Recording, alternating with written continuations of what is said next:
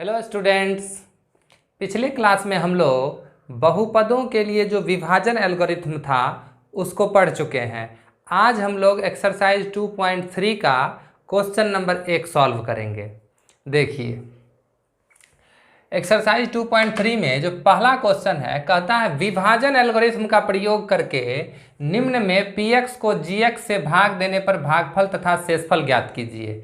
3 प्रश्न है, यहाँ पर 3 क्वेश्चंस हैं, तो हम एक एक करके तीनों को सॉल्व करेंगे। पहले 1 नंबर का यहाँ पर लिख दिए, इसको सॉल्व कर देते हैं, फिर दूसरे नंबर का लिख के, फिर तीसरे नंबर का लिख के सॉल्व कर देंगे। ठीक है, पहले समझिए सवाल का मतलब क्या है। विभाजन एल्गोरिथम का प्रयोग करके, यानी कि डिवीजन एल्गोरिथम का इस्तेमाल करना है। px को gx से भाग देने पर भागफल तथा शेषफल ज्ञात कीजिए। ये है p ऑफ x, ये है आपका g ऑफ x। ठीक ना, तो 1 मिनट देखिए, यहाँ पर होता क्या है, बहुत सारे स्टूडेंट को इस सवाल का मतलब समझ में नहीं आता है। देखिए, यहाँ भाग देने पर जो शब्द का प्रयोग कर दिया है भाग, तो स्टूडेंट्स करते क्या है, इस g ऑफ x से इस p ऑफ x में भाग दे देते हैं और भागफल और शेषफल निकाल देते हैं। लेकिन ऐसा बिल्कुल भी इस क्वेश्चन में नहीं कह रहा है। देखिए ध्यान से, भागफल और शेषफल निकालना है, लेकिन भाग देकर नहीं निकालना, लंबी विभाजन प्रक्रिया द्वारा नहीं निकालना है। क्यों? क्योंकि देखिए यहाँ लिखा हुआ विभाजन एल्गोरिथम का प्रयोग करके। ठीक ना, अगर आपको भाग देकर ही निकालना होता तो फिर विभाजन एल्गोरिथम का प्रयोग करके क्यों करते हैं। विभाजन एल्गोरिथम का प्रयोग करके हमको अगर भाग देना है, इसका मतलब क्या, लंबी विभाजन विधि का हम लोगों को प्रयोग नहीं करना है। समझ रहे मेरी बात को? तो बिना लंबी विभाजन विधि का प्रयोग किए हुए हम लोग विभाजन एल्गोरिथम का प्रयोग करके हम लोग इसका भागफल और शेषफल ज्ञात करेंगे। आ गई बात समझ में? चलिए देखिए, सबसे पहले हम लोगों को करना क्या है, इसका सॉल्यूशन लिखना है। नंबर 1 का सॉल्यूशन, समझ गए? सॉल्यूशन में क्या लिखेंगे, तो बस इसको लिखना पड़ेगा, p ऑफ x बराबर जो लिखा हुआ उसको लिख दीजिए, x³ minus 3x² plus 5x minus 3। ये आपका p ऑफ x है। और g ऑफ x जो लिखा हुआ है उस g ऑफ x को भी आप लिख दीजिए, x² माइनस 2। ठीक, अब बताइए ये p ऑफ x कितना घात वाला बहुपद है? 3 घात वाला बहुपद। g ऑफ x 2 घात वाला बहुपद। हमको करना क्या है, g ऑफ x से p ऑफ x में भाग देना है। आ गई बात समझ में? विभाजन एल्गोरिथम का प्रयोग करके g ऑफ x से p ऑफ x को भाग करना है, यानी इससे इसमें भाग देना है। तो आप ऐसे समझिए, ये है आपका p ऑफ x बीच वाला भाज, इसमें भाग देना है किससे, g ऑफ x से। अब एक बात बताइए, अगर आप इससे इसमें भाग दीजिएगा, ये कितना घात वाला बहुपद है बताइए? ये 2 घात वाला बहुपद है, ऐसे करके समझिए। ये बीच वाला ये 3 घात वाला बहुपद है, इस तरह से समझिए। ठीक ना, तो देखिए, अगर आप 2 घात वाले बहुपद से 3 घात वाले बहुपद में भाग दीजिएगा, तो आपका जो ये भागफल है, ये भागफल कितना घात वाला बहुपद होगा बताइए? नहीं आई बात समझ में? समझने के लिए ऐसे समझिए, जैसे हम x² लेते हैं 2 घात वाला बहुपद g ऑफ x की जगह पे, अब p ऑफ x की जगह पर ले लेते हैं x³। एक छोटा सा उदाहरण समझा रहे हैं कि अगर हमको 2 घात वाले बहुपद से 3 घात वाले बहुपद में भाग करना है, तो हमको यहाँ पर x बार में लगाना पड़ेगा, यानी 1 घात वाले बहुपद को लेना पड़ेगा, यानी कि रैखिक बहुपद को यहाँ पर भागफल के जगह पर लेना पड़ेगा। तब ये इससे गुना होगा तो ये x की पावर 3 और ये कट के क्या हो जाएगा, 0 हो जाएगा। देखिए यहाँ पर आपको समझना है कि अगर हम यहाँ द्विघात बहुपद लेते हैं तो भागफल जो है वो हमेशा रैखिक बहुपद होगा। क्यों? क्योंकि द्विघात बहुपद से त्रिघात बहुपद में भाग लगेगा, द्विघात से त्रिघात में भाग लगेगा तो भागफल क्या होगा, एक रैखिक बहुपद होगा। तो हम लोगों को करना क्या है, यहाँ भागफल लिखना पड़ेगा अपने मन से। ठीक ना, तो भागफल किसको कहते हैं, q ऑफ x को। तो q ऑफ x बराबर क्या लिखेंगे, तो यहाँ पर पता तो है नहीं कि क्या है, क्या पता चल गया, ये भाजक है, ये भाज है, तो भागफल पता चल गया? नहीं, भागफल पता नहीं चला है, सिर्फ इतना पता चला है कि जो भागफल है वो एक रैखिक बहुपद है। ये निश्चित है, क्योंकि हम द्विघात बहुपद से त्रिघात बहुपद में भाग दे रहे हैं। तो 2 घात वाले बहुपद से 3 घात वाले बहुपद में भाग देंगे तो भागफल तो रैखिक बहुपद होगा, ये तो निश्चित ही है। समझ गए? इसलिए हम लोग करेंगे क्या, भागफल के जगह पर एक रैखिक बहुपद मान लेंगे। ठीक, अब रैखिक बहुपद मान लेंगे तो याद कीजिए, रैखिक बहुपद मान लेंगे तो जैसे ये 2x + 3 है, ये रैखिक बहुपद है, 4x - 9 है, ये भी रैखिक बहुपद है। तो किसको मान लेंगे? इसको मान लेंगे अपने मन से। हमको पता चल जाएगा कि 2x + 3 ही होगा भागफल। क्या अगर 4x - 9 को मान लेंगे यहाँ भागफल के जगह पर, तो क्या हमको पता है 4x - 9 भागफल होगा? नहीं पता है। तो हम लोग क्या करेंगे, ना तो इसको मानेंगे और ना ही इसको मानेंगे। इसके जगह पर हम क्या करेंगे, ax + b, यानी कि याद कीजिए रैखिक बहुपद लीनियर पॉलिनोमियल का जो जनरल फॉर्म होता था, व्यापक रूप होता था, हम लोग उस व्यापक रूप को ही मान लेते हैं। मतलब यहाँ एक रैखिक बहुपद होगा, कौन होगा पता नहीं है, तो क्यों ना व्यापक रूप को ही मान लिया जाए। तो व्यापक रूप को ही यहाँ पर मान लीजिए। तो q(x) बराबर यहाँ पर हो जाएगा ax + b, आगे में हम लोग लिख देंगे माना। समझ गए? आ गई बात समझ में? अब बताइए हमको, यहाँ है 2 घात वाला बहुपद, 3 घात वाले बहुपद में भाग दिए, तो ये जो q(x) हुआ, ये जो q(x) हुआ यानी कि भागफल, ये तो आपका रैखिक बहुपद हो गया 1 घात वाला, ये तो समझ गए हम, ठीक ना। अब शेषफल क्या होगा? शेषफल के बारे में विभाजन एल्गोरिथम में क्या लिखा हुआ है? शेषफल के बारे में विभाजन एल्गोरिथम में ये लिखा हुआ है कि शेषफल या तो 0 होगा या नहीं तो शेषफल की घात भाजक के घात से कम होगी। तो देखिए शेषफल यहाँ क्या हो सकता है, 0 हो सकता है, ठीक ना। ये भाजक है 2 घात वाला, तो शेषफल जो है 0 हो सकता है, ये बात समझ गए। कोई अचर हो सकता है, जैसे 2, 4, 5, 10, 20, 25, 50, ये भी हो सकता है यहाँ पर शेषफल, यानी 0 घात वाला पद हो गया। या नहीं तो 1 घात वाला पद भी हो सकता है, जैसे 2x, 3x + 5, इस तरह का शेषफल भी हो सकता है। तो मेरी बात समझिए, अगर हम 2 घात वाले बहुपद से किसी भी 3 घात 4 घात वाले बहुपद में भाग करते हैं तो शेषफल क्या होगा? शेषफल के लिए नियम है, पिछले क्लास में हम लोग पढ़ चुके हैं जब विभाजन एल्गोरिथम पढ़ रहे थे बहुपदों के लिए, तो वहाँ पर डिफाइन किया गया है शेषफल या तो 0 होगा, 0 होगा, और नहीं तो शेषफल की घात इस भाजक के घात से कम होगी। तो बताइए भाजक कितना घात का है? 2 घात का, तो 2 घात से कम 1 घात का भी हो सकता है, 0 घात का भी हो सकता है। ये 1 घात का उदाहरण हो गया, ये 0 घात का उदाहरण हो गया, या फिर शेषफल पूरा का पूरा 0 ही हो जाए। ऐसा भी हो सकता है कि ये शेषफल कितना हो जाए, 0 हो जाए। तीनों में से कोई ऑप्शन होता है, ठीक ना। तो मैक्सिमम क्या हो सकता है? तो रैखिक बहुपद हो सकता है। समझ गए बात को? मेरी बात आ रही समझ में? मैक्सिमम हम क्या मान सकते हैं शेषफल को? शेषफल एक रैखिक बहुपद तक हो सकता है, उससे ज़्यादा बड़ा तो नहीं होगा। आपको क्या लगता है 2 घात वाले बहुपद से भाग देंगे, यहाँ पर शेषफल x² बच जाएगा? ऐसा कभी संभव है? 2 घात वाले बहुपद से भाग देंगे, शेषफल भी 2 घात वाला हो जाएगा? नहीं, उससे कम ही रहेगा। तो उससे कम 2 घात वाले से ठीक कम क्या होगा? 1 घात वाला। तो अधिक से अधिक जो है शेषफल 1 घात वाला पद हो सकता है। वो अचर पद भी हो सकता है, 0 भी हो सकता है, लेकिन हम लोग क्या मान लेंगे? उसको भी रैखिक बहुपद ही मानेंगे, क्योंकि अधिक से अधिक वो रैखिक बहुपद तक हो सकता है। तो हम लोग को करना क्या है, r(x) को भी एक रैखिक बहुपद ही मान लेना है। समझ गए? तो अब इसको कौन सा रैखिक बहुपद मानेंगे? क्या 2x + 3 या 4x - 9? नहीं, इसको भी हम लोग क्या करेंगे, इस तरह का कोई जनरल फॉर्म वाला जो रैखिक बहुपद होता है, जिसके बारे में पता नहीं है कि उसकी वैल्यू कितनी है, उस तरह का रैखिक बहुपद मानेंगे। तो अब तो ax + b तो इस्तेमाल कर चुके हैं, अब किसको मानेंगे? तो हम क्या करेंगे, इसको cx + d मान लेंगे। a के जगह पर c या b के जगह पर क्या मान लेंगे?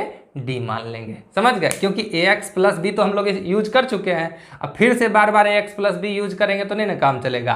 तो एक बार ax + b ले लिए, तो दूसरे बार क्या ले लेंगे? cx + d ले लेंगे, और इसको भी क्या लिख लेंगे हम लोग यहाँ पर? माना। आ गई बात समझ में?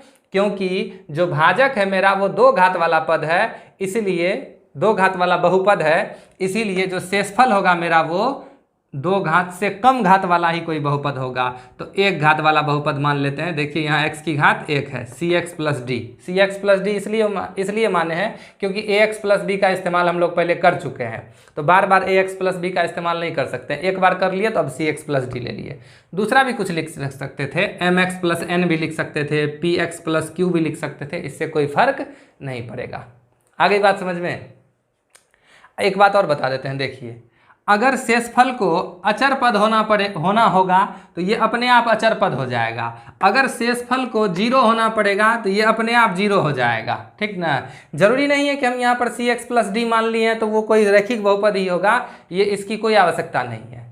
रैखिक बहुपद तक हो सकता है, ठीक ना। रैखिक बहुपद भी हो सकता है, अचर बहुपद भी हो सकता है और शून्य बहुपद भी हो सकता है, तो कुछ भी हो जाएगा यहाँ पर। अब आप कहिएगा कैसे होगा, तो पहले सवाल को बनाइए, एक क्वेश्चन सॉल्व करेंगे, उसमें कुछ समझ में आएगा, जो थोड़ा बहुत रह जाएगा वो दूसरे में समझ में आएगा, जो फिर भी बच जाएगा वो तीसरे में समझ में आ जाएगा। 3 क्वेश्चन है, तीनों को सॉल्व करेंगे तो आपके अंदर जो भी समस्याएं हैं लगभग वो समाप्त हो जाएगा। उसके बाद भी कुछ बचेगा तो कमेंट कीजिए और कमेंट के माध्यम से पूछिए आपको क्या परेशानी है। आ गई बात समझ में। अब हम लोग जानते हैं विभाजन एल्गोरिथम से P ऑफ x किसके बराबर होता है। P ऑफ x बराबर होता है G of x Guna Q of x plus R of x। ऐसा होता है कि नहीं होता बताइए। देखिए इस P ऑफ x की वैल्यू कितनी है, x cube minus 3x square plus 5x minus 3। G of x की वैल्यू कितनी है, x square minus 2। Q of x की वैल्यू कितनी है, ax plus b plus R of x की वैल्यू कितनी है, cx प्लस d। यहाँ तक समझ गए। अब देखिए, अब हम लोग क्या करेंगे, इसको इस पार लिखते जाना है, बार बार नहीं लिख रहे हैं हम। अब इसको इससे गुना कीजिए, ये इससे गुना होगा तो क्या होगा, ax स्क्वायर। ये इससे गुना होगा तो क्या होगा, सॉरी ये ax क्यूब होगा, ax क्यूब। ये इससे गुना होगा तो हो जाएगा bx स्क्वायर। इसको इससे गुना करेंगे माइनस 2ax, इसको इससे गुना करेंगे minus 2b plus cx plus d। अब हम लोगों को करना क्या है, therefore x cube minus 3x square plus 5x minus 3 बराबर, देखिए ये 3 घात वाला पद है, इसको ऐसे करके लिख देंगे हम लोग। ये 2 घात वाला पद है, उसको भी इस तरह से लिख देंगे bx स्क्वायर। उसके बाद देखिए आप, ये 1 घात वाला पद है और ये भी 1 घात वाला पद है, इसमें x लगा हुआ है, इसमें भी x लगा हुआ है, ठीक ना। तो हम करते हैं क्या है, हाँ दोनों जगह से माइनस x कॉमन ले लेते हैं, ठीक ना, या फिर प्लस x रहने दीजिए, प्लस x कॉमन ले लीजिए। तो प्लस x यहाँ से निकल जाएगा तो क्या बचेगा, माइनस 2a। यहाँ से प्लस x निकल जाएगा तो क्या बचेगा, प्लस c। तो हम लोग क्या करते हैं, x को इस पार नहीं लिख के इस पार लिख देते हैं, ठीक। उसके बाद कौन कौन बच गया, ये माइनस 2b और d, यानी कि माइनस 2b प्लस d। ये दोनों अचर पद है, इस दोनों में चर नहीं लगा हुआ, x नहीं लगा हुआ है। यहाँ तक समझ गए। अब हम लोग लिखेंगे यहाँ पर,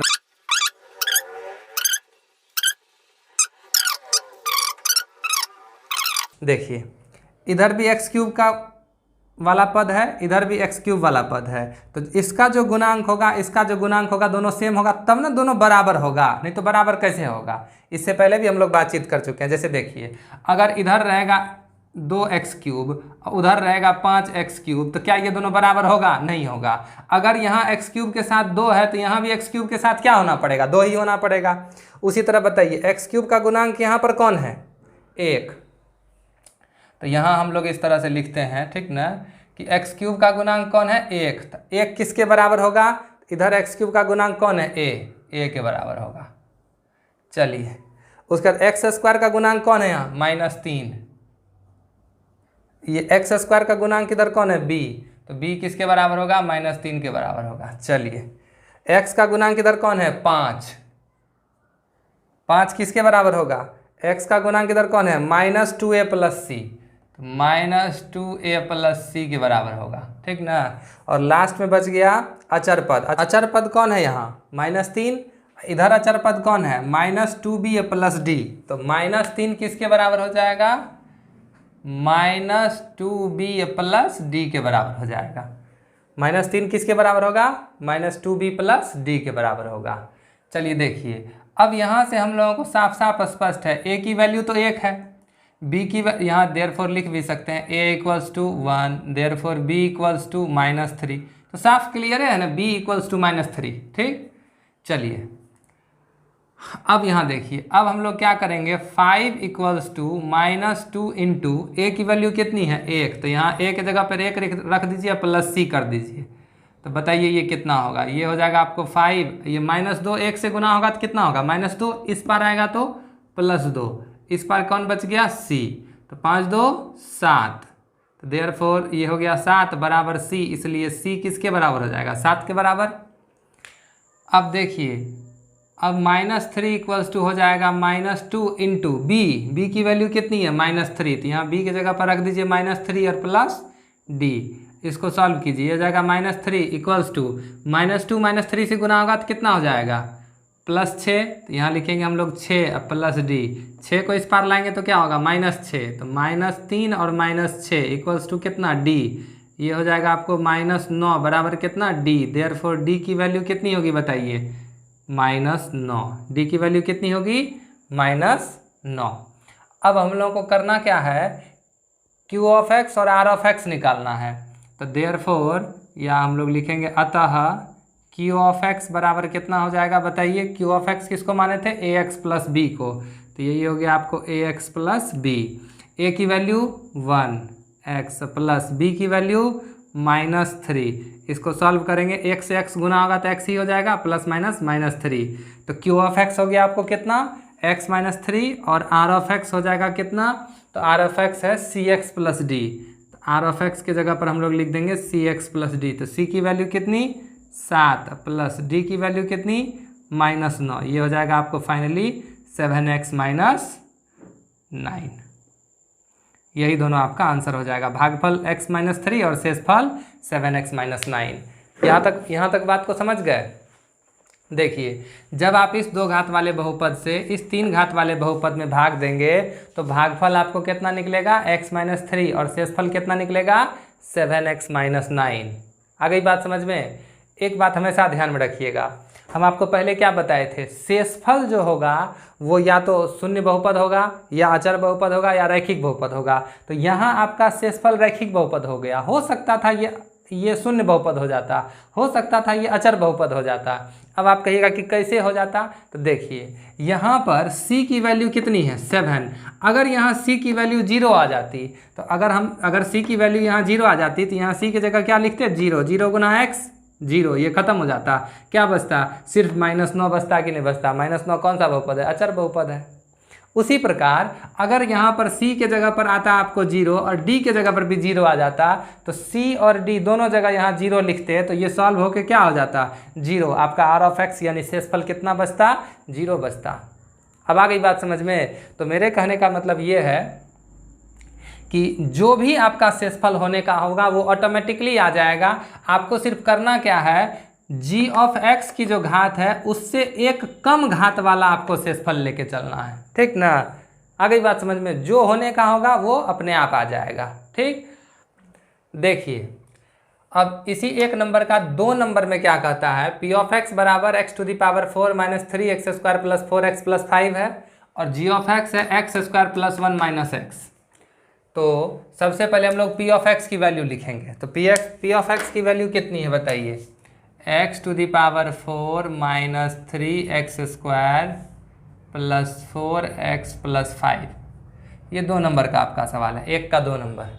g(x) में x² + 1 - x। अब देखिए यहाँ पर थोड़ा सा स्टूडेंट को भटकाने के लिए क्या किया, -x को उधर लिख दिया +1 को बीच में, तो इसको हम लोगों को ठीक कर लेना है। हम लोग क्या करेंगे, इसको x² - x को पहले लिख लेंगे, +1 को बाद में लिखेंगे, ठीक।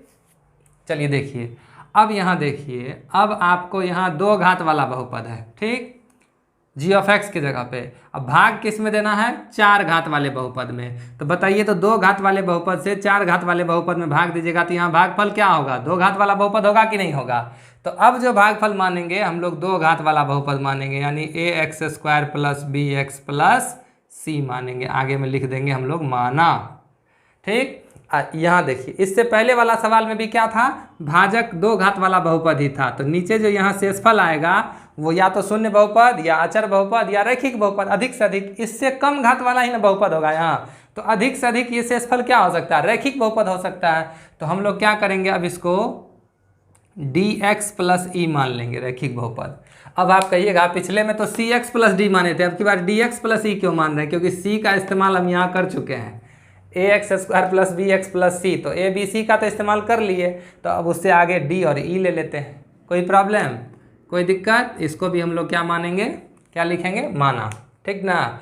अब देखिए, अब विभाजन एल्गोरिथम क्या कहता है, पी ऑफ एक्स बराबर क्या होता है, जी ऑफ एक्स गुना क्यू ऑफ एक्स जोड़ आर ऑफ एक्स, जहाँ ये आर ऑफ एक्स जो है उसकी घात इस जी ऑफ एक्स के घात से कम होगी या फिर आर ऑफ एक्स शून्य होगा।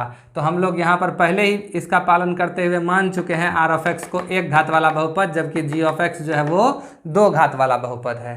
तो देखिए अब हम लोग को करना क्या है, पी ऑफ एक्स के जगह पर इसकी वैल्यू रखिए, x to the power 4 minus 3x square plus 4x plus 5। G of x के जगह पर इसकी वैल्यू रखिए, x square minus x plus 1, ये गुना होगा किससे, क्यू ऑफ एक्स से। तो क्यू ऑफ एक्स क्या है आपका, a x square plus b x plus c, और आर ऑफ एक्स क्या है, डी एक्स प्लस ई। ठीक ना, यहाँ तक समझ गए, यहाँ तक कोई दिक्कत? अब करना क्या है, हमको इस तीनों को इन तीनों से गुना करना पड़ेगा। तो 3 तिया 9, 9 दू 11 पद हो जाएगा। यहाँ जगह तो है नहीं उतना, चलिए देखते हैं फिर भी। इससे इधर हम लोगों को नहीं लिखना है, ठीक ना। देखिए इसको इससे गुना करेंगे तो क्या होगा, इसको इससे गुना करेंगे तो ए एक्स की घात 4, इसको इससे गुना करेंगे बी एक्स क्यूब। एकदम आराम से कीजिए, कोई धरफराना नहीं है। एक्स स्क्वायर को सी से गुना कीजिए, क्या हो जाएगा, सी एक्स स्क्वायर। माइनस एक्स को इससे गुना कीजिए, minus a x cube. Minus x को बी एक्स से गुना कीजिए, minus b x square. Minus x को सी से गुना कीजिए, माइनस सी एक्स। उसके बाद 1 को सबसे गुना कीजिए तो क्या हो जाएगा, plus a x square plus b x plus c. मतलब 1 को इससे गुना करेंगे सेम टू सेम, ये भी अनचेंज्ड रहेगा, ये भी अनचेंज, 1 इंटू सी, सी ही ना होगा। लास्ट में यहाँ क्या है, डी एक्स प्लस ई। आ गई बात समझ में? अब देखिए, अब हम लोगों को करना क्या है, ये ए एक्स की घात 4 तो सबसे पहले है, 3 घात वाला पद कहाँ कहाँ है वो देखिए। 3 घात वाला पद यहाँ है और यहाँ है, समझ रहे मेरी बात को? इन दोनों में क्या करना है, एक्स क्यूब कॉमन लेना है। तो यहाँ क्या बचेगा, प्लस बी, यहाँ क्या बचेगा, माइनस ए। इसके बाहर में एक्स क्यूब कॉमन आ जाएगा। पहले भी ले सकते हैं, बाद में भी लिख सकते हैं, जनरली बाद में ही लिखते हैं हम लोग। ये 3 घात वाला पद हो गया। अब 2 घात वाला पद खोजिए कहाँ कहाँ पर है। यहाँ है सी एक्स स्क्वायर, यहाँ है माइनस बी एक्स स्क्वायर, यहाँ है प्लस ए एक्स स्क्वायर। तो हम लोग क्या करेंगे, एक्स स्क्वायर उसमें कॉमन लेंगे तो यहाँ बच जाएगा आपको सी, यहाँ हो जाएगा माइनस बी, यहाँ हो जाएगा प्लस ए। ठीक ना, तीनों के बाहर में क्या रहेगा, एक्स स्क्वायर। समझ गए? अब x वाला पद खोजिए कहाँ कहाँ है। ये x वाला पद है, ये x वाला पद है, ये x वाला पद है। तो x अगर कॉमन लेते हैं यहाँ पर, प्लस x अगर कॉमन लेते हैं, बाद में लिख देंगे इसको। यहाँ बताइए, यहाँ से x निकलेगा तो क्या बचेगा, माइनस सी। यहाँ से x निकलेगा तो क्या बचेगा, प्लस b। और यहाँ से x निकल जाएगा तो क्या बचेगा, प्लस d। ठीक ना, बाहर में x लिख देंगे। उसके बाद अब देखिए इसमें अचर पद कौन कौन है, जहाँ जिसमें x नहीं लगा हुआ है। ये सब तो चर लगा हुआ है इसमें, यहाँ से यहाँ तक, इसमें भी है, इसमें भी है। अचर पद यहाँ 2 ही है, c और e। तो ये c प्लस e जो है, ये दोनों अचर पद है। ठीक, अब यहाँ लिखेंगे हम लोग therefore x to the power 4 minus 3x square plus 4x plus 5 equals to इतना हो गया। अब देखिए, ये भी 4 घात वाला बहुपद, इधर भी 4 घात वाला बहुपद, और दोनों बहुपद क्या है, बराबर है। तो यहाँ जो x पर पावर 4 का गुणांक है, यहाँ जो x पर पावर 4 का गुणांक है, दोनों को सेम होना चाहिए। यहाँ जो x स्क्वायर का गुणांक है, अच्छा इसमें 3 घात वाला पद नहीं है, ठीक ना, कोई बात नहीं है, कोई दिक्कत नहीं है। जब 3 घात वाला पद नहीं है तो वहाँ 0 हो जाएगा। ठीक ना, जैसे देखिए, अगर हम चाहें तो यहाँ लिख भी सकते हैं 0x क्यूब, जैसे इसमें x क्यूब है ना, उसी तरह यहाँ तो x क्यूब, x पर पावर 3 वाला तो पद ही नहीं है यहाँ पर। तो जब x पर पावर 3 वाला पद यहाँ नहीं है तो 0x क्यूब तो लिख ही सकते हैं ना, इस तरह से 0x क्यूब। नहीं है तो x क्यूब इसमें, समझ गए? अब देखिए, अब हम लोगों को करना क्या है, दोनों ओर यहाँ लिखना पड़ेगा हम लोगों को, दोनों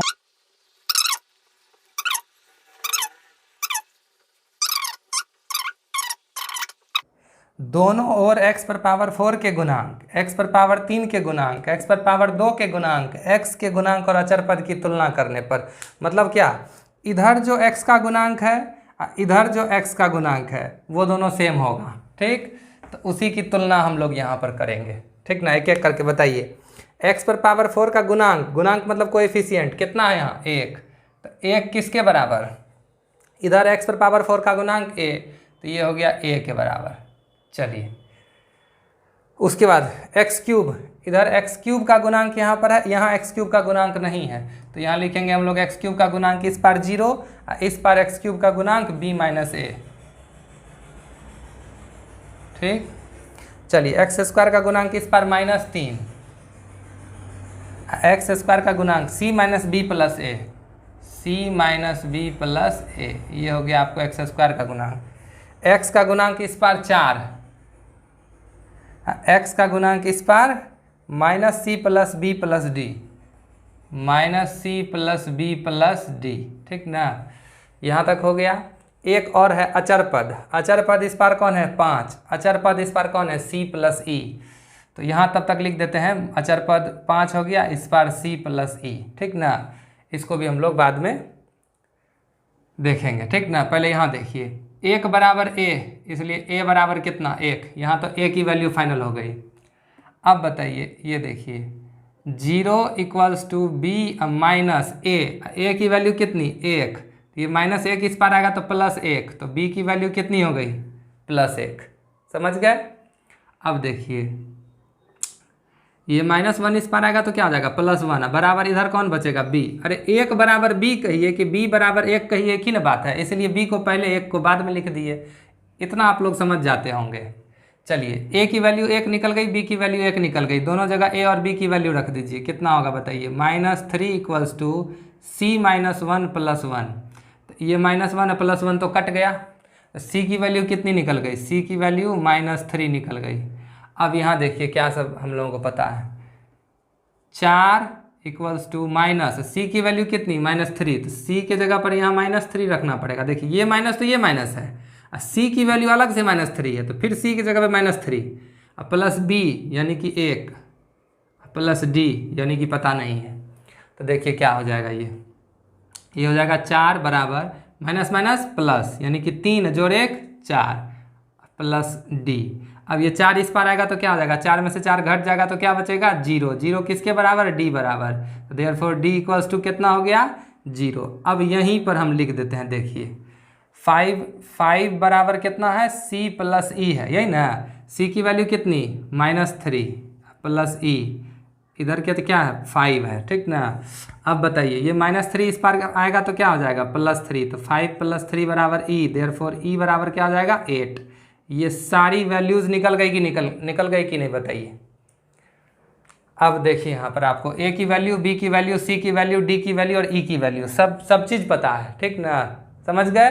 अब हम लोगों को करना क्या है, अब सिर्फ a b c d की जो वैल्यू है उन सभी वैल्यूज़ को रख देना है यहाँ पर a b c d की जगह पे। तो फाइनल जो आपका आंसर है यहाँ लिखेंगे हम लोग, हैंस q ऑफ x, यही ना माने थे ax² plus bx plus c के बराबर। तो रखिए a के जगह पर 1 लिखने की ज़रूरत नहीं है, b के जगह पर 1 लिखने की ज़रूरत नहीं है, c के जगह पर -3 लिख दीजिए। यही होगा आपका भागफल, यानी आप अगर इस बहुपद से इस बहुपद में भाग दीजिएगा तो भागफल होगा आपको x² प्लस x प्लस -3, और शेषफल r ऑफ x बराबर क्या हो जाएगा dx प्लस ई। तो शेषफल dx प्लस ई माने थे। अब देखिए शेषफल को हम लोग माने क्या थे, एक रैखिक बहुपद, लेकिन देखते हैं शेषफल रैखिक बहुपद होता है कि नहीं। देखिए शेषफल d के जगह पर क्या लिखेंगे यहाँ 0x प्लस ई के जगह पर क्या लिखेंगे 8, ये दोनों तो 0 ही हो जाएगा, सॉल्व होके बचेगा क्या 8। अब आप इस शेषफल को देखिए, यही दोनों आपका आंसर होगा, ये भागफल और ये शेषफल। और इस शेषफल को देखिए, क्या ये शेषफल रैखिक बहुपद मान लिए थे यहाँ पर, तो क्या रैखिक बहुपद हो गया, नहीं, रैखिक बहुपद नहीं हुआ।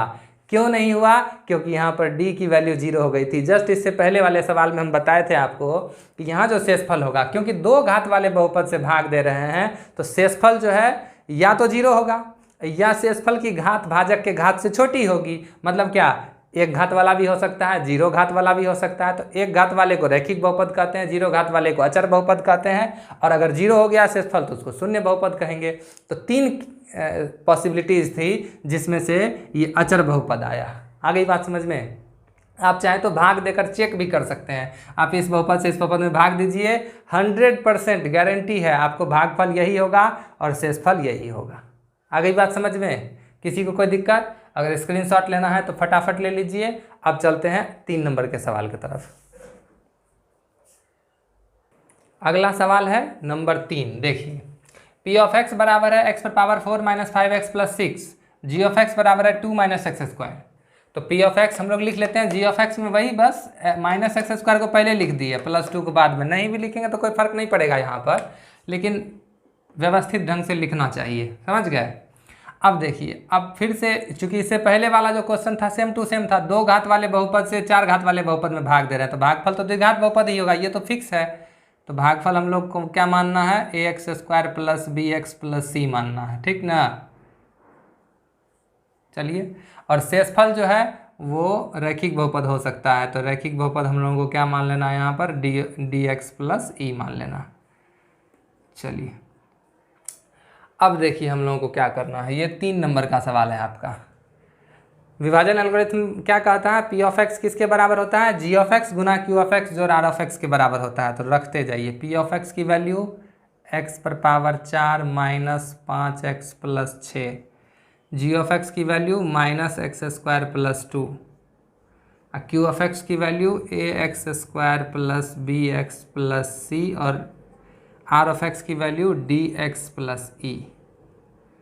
चलिए, अब हम लोगों को करना क्या है, इसको इससे गुना करके लिखना पड़ेगा। इसको एक एक करके, पहले इसको इस तीनों से गुना करेंगे, तो ये हो जाएगा माइनस ए एक्स पर power 4 minus b x cube minus c x square. फिर अब 2 को सबसे गुना करना है, 2ax square plus 2bx plus 2c plus tx plus e. चलिए, ये 4 घात वाला पद सबसे पहले लिखा जाएगा, 3 घात वाला पद ये अकेला है, तो बस इसको लिख दीजिए। 2 घात वाला पद यहाँ भी है, यहाँ भी है, ठीक ना? तो प्लस यहाँ हो जाएगा माइनस सी, यहाँ हो जाएगा 2a। क्यों? क्योंकि हम लोग एक्स स्क्वायर कॉमन लेंगे, यहाँ से एक्स स्क्वायर निकलेगा तो माइनस सी, यहाँ से एक्स स्क्वायर निकलेगा तो प्लस 2a। अब इसमें और इसमें से x को कॉमन निकालना है, तो यहाँ तो स्पेस है नहीं। अब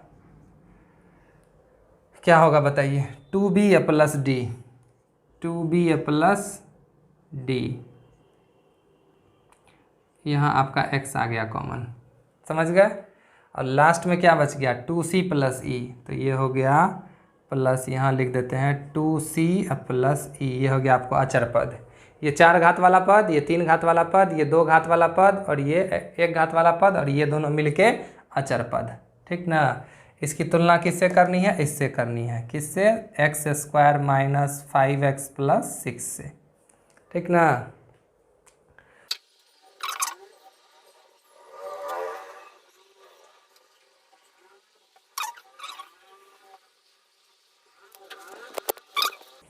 देखिए, दोनों ओर x पर पावर 4 के गुणांक, x क्यूब के गुणांक, x स्क्वायर के गुणांक, x के गुणांक और अचर पद की तुलना करने पर, अब एक बात आप पूछिएगा कि चलिए इधर तो x क्यूब है, x क्यूब वाला पद है, इधर कहाँ है x क्यूब वाला पद, तो कोई दिक्कत नहीं, 0x क्यूब है।